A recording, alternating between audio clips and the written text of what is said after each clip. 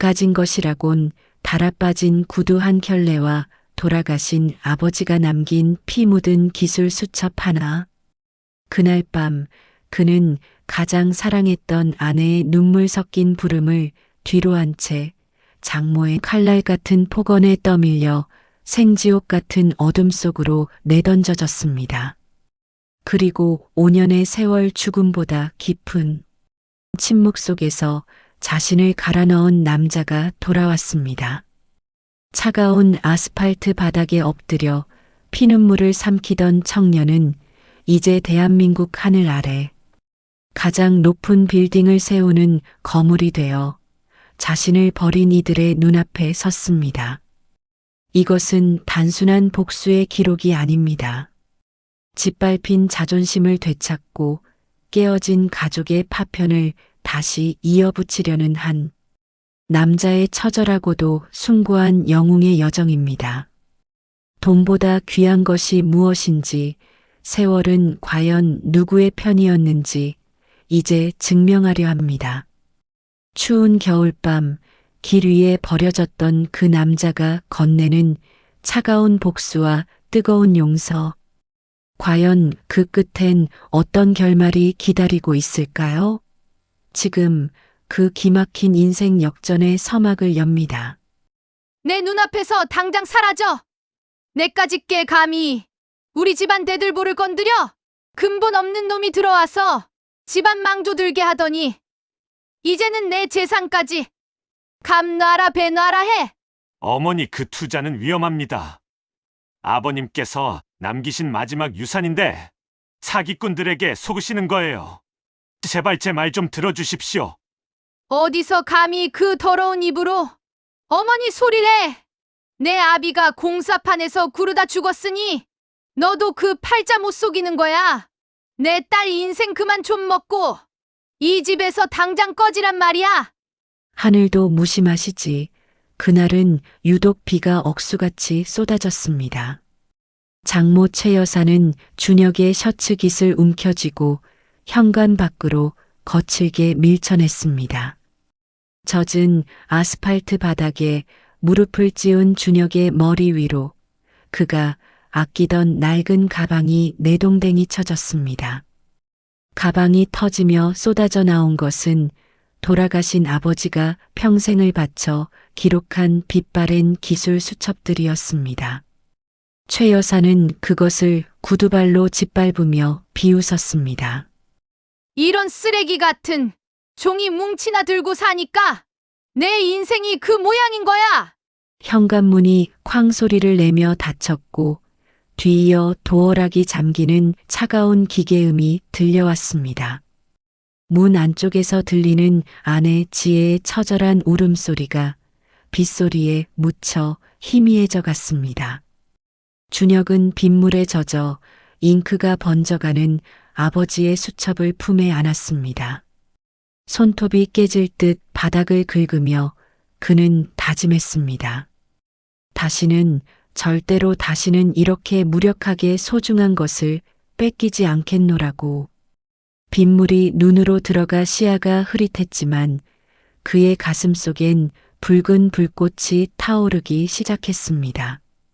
준혁이 찾아간 곳은 경기도 가평의 깊은 산자락, 아무도 거들떠보지 않아 잡초만 무성한 선산이었습니다. 장모 최 여사가 개도 안 짖을 땅이라며 조롱하며 준혁의 명의로 던져주듯 넘겼던 사실상 버려진 땅이었지요. 준혁은 그곳에 비바람만 겨우 막을 수 있는 비닐하우스를 짓고 짐을 풀었습니다. 전기도 들어오지 않는 어두운 밤, 그는 촛불 하나의 의지에 아버지의 수첩을 펼쳤습니다. 그 수첩에는 단순한 기술 교본이 아닌 아버지가 평생 현장에서 터득한 특수 콘크리트 배합법과 구조 설계의 핵심 노하우가 빼곡히 적혀 있었습니다. 준혁아, 굽은 나무가 선산을 지키는 법이다. 남들이 버린 기술 속에 진짜 보석이 있단다. 아버지의 글귀를 읽으며 준혁은 매일 밤 설계도를 그리고 또 그렸습니다.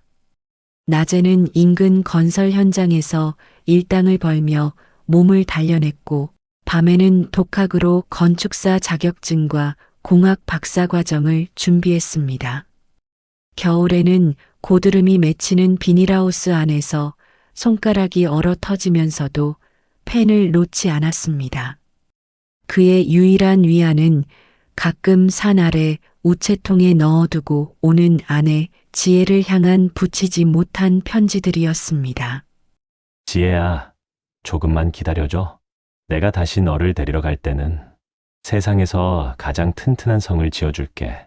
하지만 장모 최 여사는 이미 준혁을 죽은 사람 취급하며 다른 재벌가 자제와 지혜를 재혼시키려 혈안이 되어 있다는 소문이 들려왔습니다. 준혁은 입술을 깨물며 더욱 자신을 채찍질했습니다. 시간은 흐르는 물과 같아서 어느덧 5년이라는 세월이 지났습니다. 세상은 천지개벽했습니다. 준혁이 머물던 그 쓸모없다던 가평의 선산 주위로 국가 주도의 첨단 스마트시티 건설 확정 발표가 난 것입니다. 땅값은 하룻밤 사이에 수천 배가 뛰었고, 준혁은 그동안 개발해온 특수 건설 공법으로 독보적인 건설사 JH건설을 설립했습니다. 그는 이제 베일에 쌓인 건설 거물이라 불리며 업계의 신화가 되었습니다. 반면 강남에서 큰 소리치며 부동산 불패 신화를 맹신하던 장모 최 여사의 가문은 급격히 기울기 시작했습니다. 준혁의 경고를 무시하고 무리하게 대출을 받아 지었던 상가 건물들은 유령 건물로 전락했고, 설상가상으로 믿었던 투자 파트너가 회사의 자금을 몽땅 들고 해외로 도주해 버렸습니다.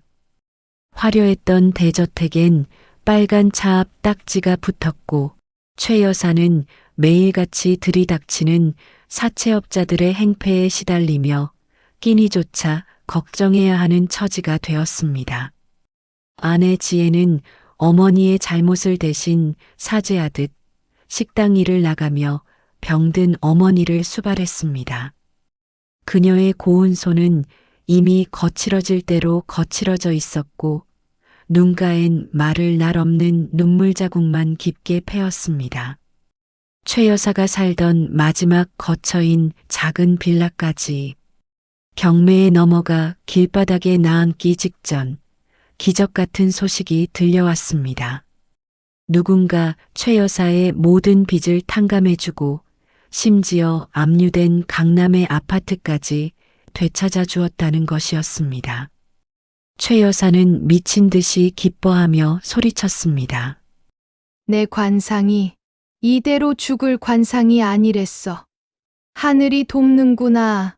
그녀는 자신을 구해준 회장님을 만나 감사를 표하기 위해 서울에서 가장 높은 빌딩의 펜트하우스로 향했습니다. 비단옷을 차려입고 한껏 거드름을 피우며 비서의 안내를 받은 최 여사. 하지만 사무실의 육중한 문이 열리는 순간 그녀는 공기마저 얼어붙는 듯한 위압감에 압도되었습니다. 거대한 통유리창을 등지고 앉아 있는 남자의 실루엣에서는 범접할 수 없는 권위가 느껴졌습니다. 회장님, 이 은혜를 평생 어떻게 갚아야 할지 저를 살려주셔서 정말 감사합니다. 최 여사가 비굴하게 허리를 90도로 꺾으며 인사했습니다. 그때 남자가 천천히 의자를 돌렸습니다. 그 눈빛과 마주친 순간 최 여사는 비명을 지르며 바닥에 주저앉고 말았습니다. 아니, 자네 죽은 거 아니었나? 자네가 왜 여기? 박서방. 준혁은 아무런 대꾸 없이 차갑게 식은 찻잔을 바라보았습니다. 그의 눈동자에는 예전에 그 선량했던 사위의 모습은 온데간데 없고 오직 혹독한 세월을 견뎌낸 포식자의 냉정함만이 가득했습니다. 최 여사는 바닥을 기며 준혁의 바짓가랑이를 잡으려 했습니다. 박서방, 아니, 박 회장님. 내가 그때는 잠시 미쳤었네. 자네가 우리 집안을 살릴 인재라는 걸 내가 미리 알아봤어야 했는데, 이 늙은이를 불쌍히 봐서라도 한 번만 용서해 주게. 준혁은 천천히 최 여사의 손을 뿌리치며 책상 위에 서류 한 뭉치를 던졌습니다. 그것은 최 여사가 과거에 준혁의 아버지를 모욕하며 짓밟았던 기술 수첩의 복사본, 그리고 최 여사의 모든 재산을 준혁이 소유하고 있음을 증명하는 서류였습니다. 이 서류 한 장이면 어머니는 다시 강남 아파트로 돌아갈 수 있습니다. 하지만 조건이 있습니다. 준혁의 목소리는 낮고 단단했습니다. 이제부터 이 집안의 주인은 접니다. 어머니는 제가 정해준 좁은 방에서 제가 주는 밥을 먹으며 평생 사죄하는 마음으로 사십시오. 만약 한 번이라도 예전처럼 누군가를 무시하거나 거드름을 피운다면 그날로 다시 그 빗속으로 내던져질 줄 아십시오. 최 여사는 자존심이고 뭐고 다 내팽개친 채 연신 바닥에 머리를 찌으며 고맙네, 정말 고맙네 라고 울부짖었습니다. 그 비참한 모습은 5년 전 준혁이 겪었던 고통의 딱 절반도 되지 않았습니다. 준혁의 사무실 문이 다시 열리고 이번엔 아내 지혜가 들어섰습니다. 5년 만에 마주한 남편의 모습, 지혜는 입을 틀어막은 채 제자리에 얼어붙었습니다. 찬란하게 빛나는 회장실의 조명 아래 너무나도 낯설고 강인해진 남편이 서 있었습니다. 준혁은 무릎을 꿇고 있는 장모를 차가운 눈길로 한번 훑고는 천천히 지혜를 향해 다가갔습니다. 지혜의 거칠어진 손마디와 눈가의 깊은 주름을 본 준혁의 눈동자가 아주 잠시 흔들렸습니다. 지혜야, 오랜만이네. 그동안 고생 많았지? 당신 어머니가 뿌린 씨앗을 당신이 대신 거두느라 고생이 많았어. 준혁 씨 아니, 여보 정말 살아있었던 거야? 나는 당신이 잘못된 줄만 알고 매일 밤 그 빗속으로 달려가 당신을 찾는 꿈을 꿨어. 미안해. 내가 엄마를 막지 못해서, 당신을 지켜주지 못해서 정말 미안해. 지혜는 준혁의 가슴에 얼굴을 묻고 오열했습니다. 하지만 준혁은 예전처럼 따뜻하게 그녀를 안아주지 않았습니다. 그의 몸은 바위처럼 단단했고 차가웠습니다. 용서는 내가 하는 게 아니야, 지혜야. 세월이 하는 거지. 그리고 당신 어머니가 지은 죄는 아직 다 갚지 못했어.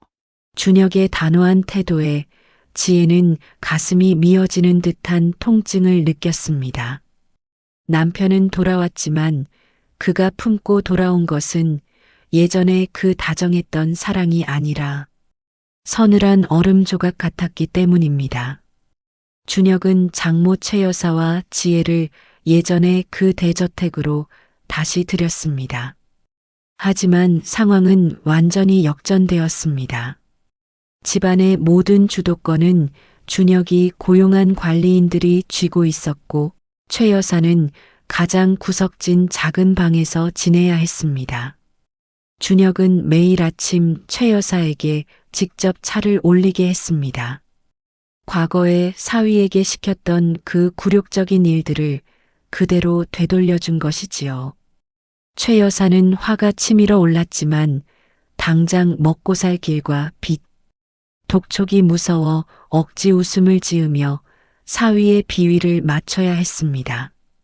그러던 어느 날 준혁은 거실 한복판에 5년 전 장모가 구둣발로 짓밟았던 아버지의 낡은 기술 수첩을 놓아두었습니다. 흙탕물에 절고 찢겼던 그 수첩은 정성스럽게 복원되어 있었습니다. 준혁은 장모를 불러 그 수첩 앞에 앉혔습니다. 어머니, 이 수첩에 적힌 글자 하나하나가 제 아버지의 피땀입니다. 어머니가 쓰레기라고 버렸던 이 종이 뭉치가 지금의 저를 만들었습니다. 이제 이 수첩을 소중히 여기는 법부터 배우십시오.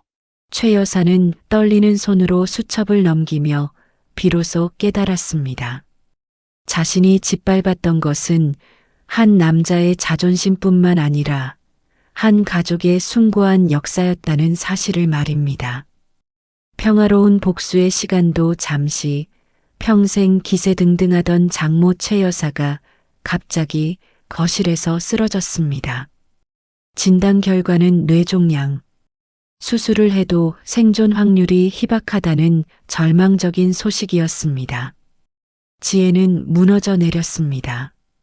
평생 자신을 괴롭히고 남편을 내쫓았던 엄마였지만 그래도 하나뿐인 혈육이었으니까요.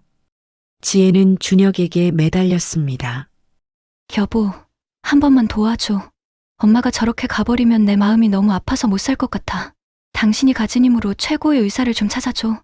준혁은 갈등에 빠졌습니다. 이것이야말로 하늘이 내린 완벽한 복수가 아닌가 싶었습니다. 가만히 내버려 두기만 해도 장모는 자연스럽게 세상에서 사라질 터였습니다. 5년 전 그 빗속에서 느꼈던 모멸감과 아버지를 향한 모욕이 머릿속을 스쳐 지나갔습니다. 그래, 이건 인과응보야. 내가 손을 쓸 필요도 없어.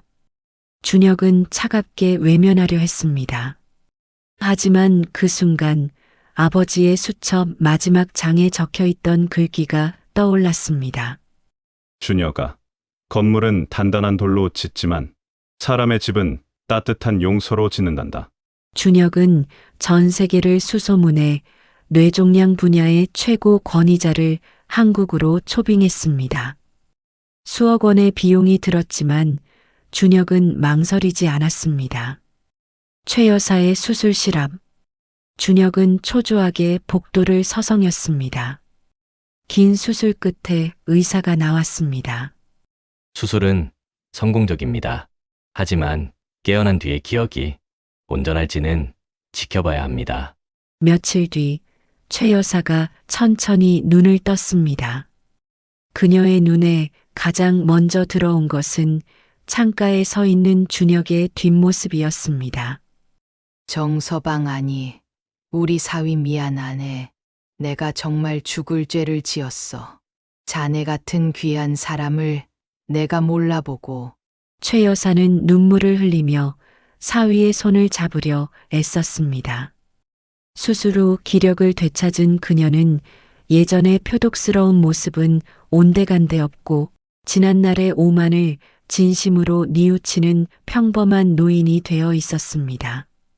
준혁은 처음으로 장모의 마디 굵은 손을 맞잡았습니다. 그 손은 차가웠지만 준혁의 가슴 속엔 그간 웅크리고 있던 얼음덩어리가 서서히 녹아내리는 기분이 들었습니다. 복수의 끝은 파멸이 아니라 비로소 시작된 진정한 화해였습니다. 계절이 바뀌고 준혁은 다시 그 가평의 선산을 찾았습니다. 이제 그곳은 거대한 빌딩 숲이 아니라 세상에서 가장 아름다운 수목장 공원이 되어 있었습니다. 준혁은 아버지의 묘소 앞에 장모 최 여사와 아내 지혜를 데리고 섰습니다. 최 여사는 지팡이를 짚은 채 사돈 어른의 묘소 앞에 깊이 머리를 숙였습니다. 사돈 어른, 제가 참 못난 짓을 많이 했습니다. 이 귀한 아드님 덕분에 제가 다시 삽니다. 정말 죄송합니다.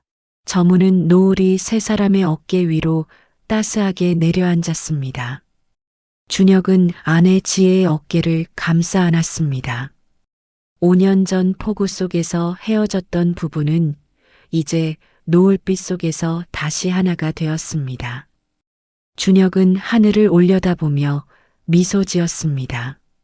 아버지의 유산은 땅도 기술도 아닌 끝내 무너지지 않고 사람을 품어주는 단단한 마음이었음을 이제는 알 것 같았습니다. 모든 상처는 아물었고 남겨진 이들은 이제 서로를 아프게 하지 않는 법을 배웠습니다. 시련은 영웅을 만들었고 그 영웅은 용서라는 이름의 가장 튼튼한 집을 지었습니다. 그들의 인생 제2막은 이제 막 가장 눈부신 햇살과 함께 시작되고 있었습니다. 여러분의 인생에는 어떤 울타리가 있나요? 누군가를 미워하는 마음보다 더 큰 울타리는 결국 그 사람까지 안아줄 수 있는 용서의 울타리가 아닐까 싶습니다. 시청해주신 여러분, 고맙습니다.